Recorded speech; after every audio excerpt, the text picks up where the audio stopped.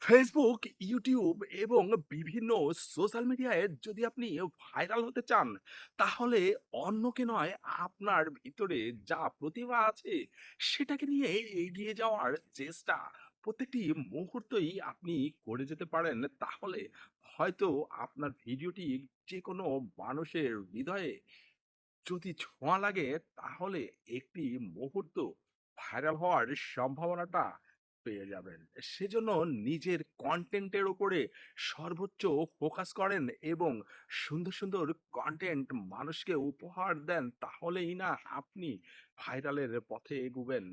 আমি বিভিন্ন ধরনের অ্যাঙ্গেলে চেষ্টা করে যাই নিজের ভিডিওটি ফর ইউ তে নেওয়ার জন্য। আমার বেশ অনেকগুলো ভিডিও ফর ইউ তে সাজেস্ট ফর ইউ তে চলে। তবে অ্যালগরিদম অল্প কিছুক্ষণ রান করায়, সেটা আমার জন্য খুব বেদনাদায়ক। আমি অ্যালগরিদমকে বলব, "ভাই, ভিডিওটি নিশ্চয়ই আপনি পুরো সময় ধরে যদি আপনি সাজেস্টে নেন, তাহলে হয়তো আমার ভিডিওটিও ভাইরাল হওয়ার পরিক্রম হবে এবং মানুষের সামনে পৌঁছাবে।"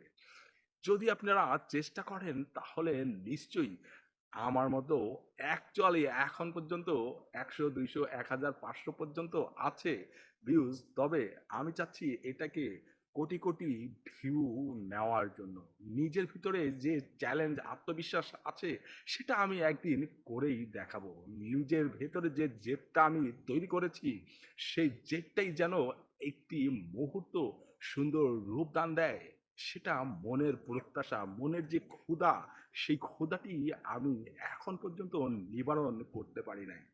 তবে ইনশাআল্লাহ এটা অতি শীঘ্রই হবে। Thank you very much.